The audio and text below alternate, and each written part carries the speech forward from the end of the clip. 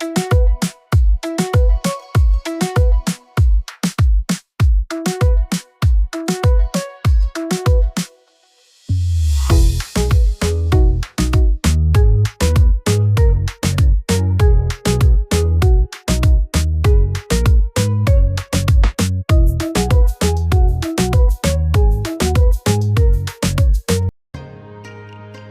दोस्तों, आप सबका स्वागत है आज के दिन के व्लॉग में।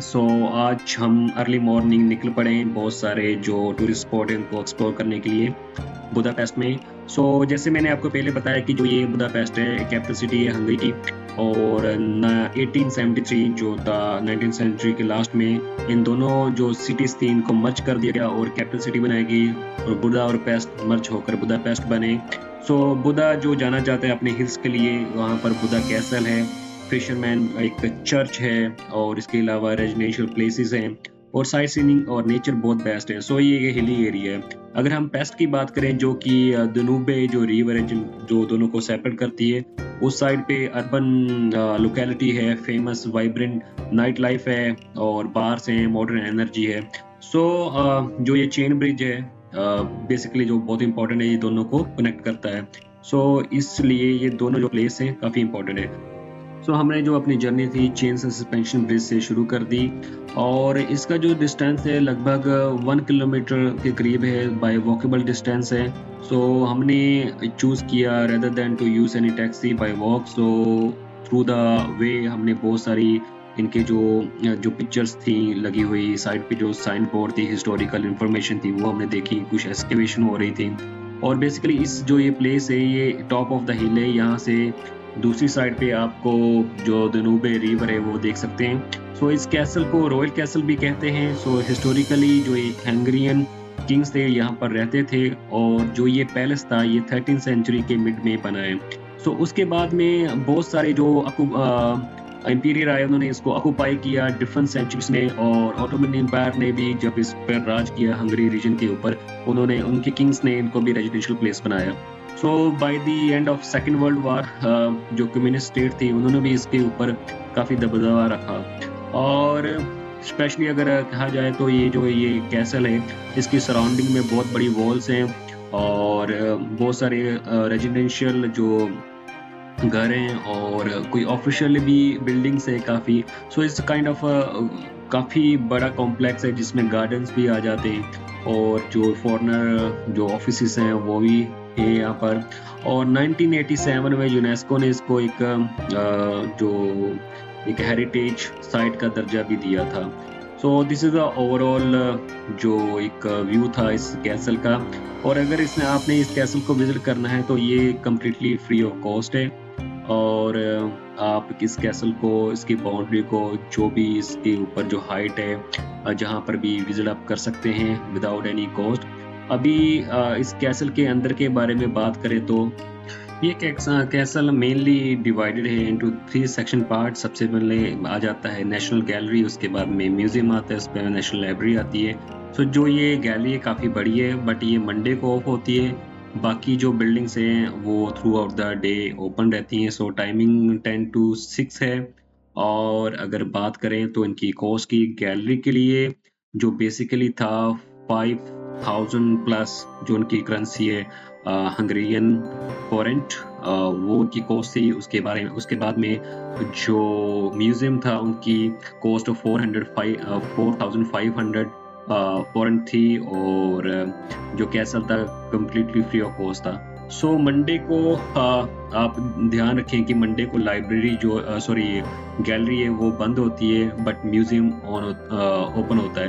म्यूजियम में कुछ इतना खास नहीं था देखने के लिए। म्यूजियम में मेनली जब हमने एंटर किया तो म्यूजियम जो बेसिकली था कि कलेक्शन ऑफ डॉक्यूमेंट थे उनके, जो रोमन एम्पायर से लेकर हंगेरियन जो किंगडम था उसके आर्टिफैक्ट्स थे जो हिस्ट्री के बारे में बताते थे।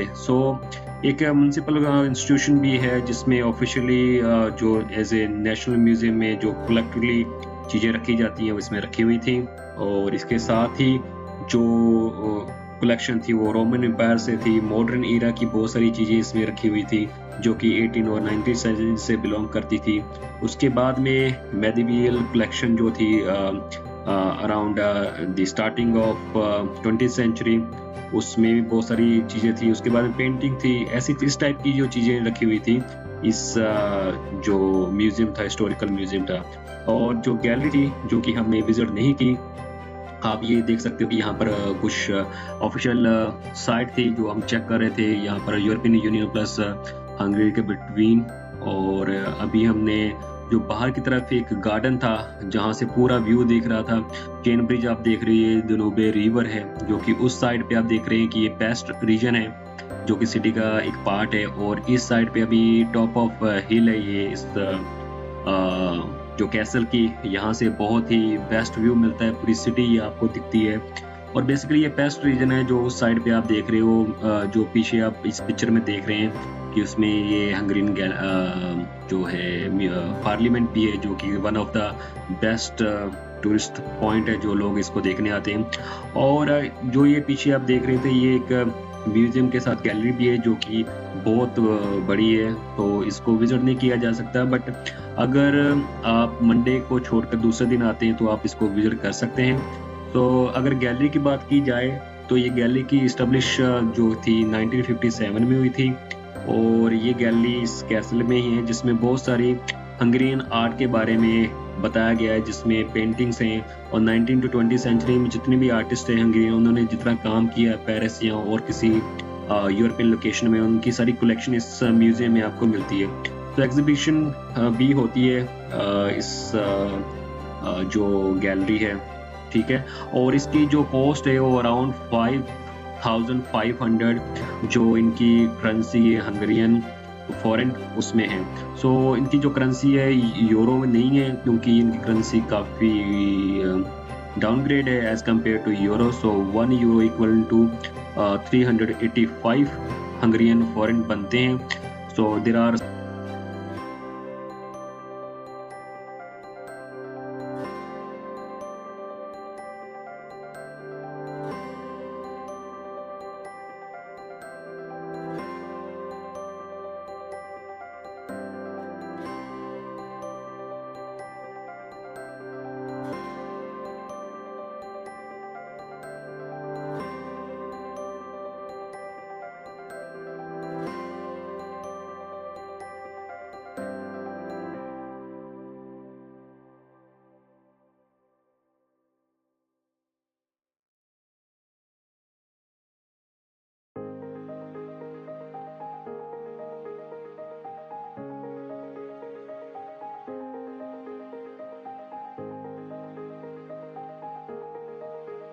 जब भी आप इस जो कैसल इसके कोर्टयार्ड में पहुंचते हैं तो आप एक स्टैचू देखते हो जो कि एक हॉर्स के ऊपर है। ये एक इनके हंगेरियन किंग थे जिनका नाम था यूजेन, जो कि 17 और 18 सेंचुरी के मिड में इन्होंने काफ़ी जो एम्पायर था इनका थ्रू द यूरोप, इन्होंने काफ़ी वॉर्स लड़ी। और स्पेशली ये वॉर अगेंस्ट ऑटोमन एम्पायर, इन्होंने काफ़ी उनको काफ़ी बार डिफीट किया था। इसलिए जो इनका जो स्टैचू है इस कैसल के सेंटर में लगा हुआ है। तो इसके अलावा इस कैसल में देखने के लिए जो प्लेसेस थे जो मैंने आपको बताया, गैलरी है और म्यूजियम है। इसके अलावा जो इसकी एंट्री है हिली एरिया है, ये फ्री ऑफ कॉस्ट है, आप जब मर्जी यहाँ पर आ सकते हैं without any charge. So it's kind of good place to visit, specially जो ये फोर्ट है और ये किंगडम पैलेस भी है हंगेरियन। सो बहुत सारे ऐसे एरिया थे जहाँ पर एंट्री रिस्ट्रिक्ट थी और इनके जो गार्ड थे वो अवेलेबल थे। सो टूरिस्ट कुछ एरिया थे जहाँ पर टूरिस्ट को अलाउ नहीं था कुछ सेक्शन में जाने के लिए। बट एनी हाउ ओवरऑल जो एक्सपीरियंस था बहुत अच्छा था। और उसके बाद हमने डिसाइड किया कि हम फिशरमैन बेस्टियन जो कि एक फोर्ट है जो कि इस बुद्धा कैसल के कुछ 100 किलोमीटर अवे है। सो बाय वॉक हमने वहाँ पर जाने की सोचा। और जो ये आप जो बीच रास्ते में काफ़ी सुंदर मार्केट आती है जहाँ पर सुवेनियर आप ले सकते हैं।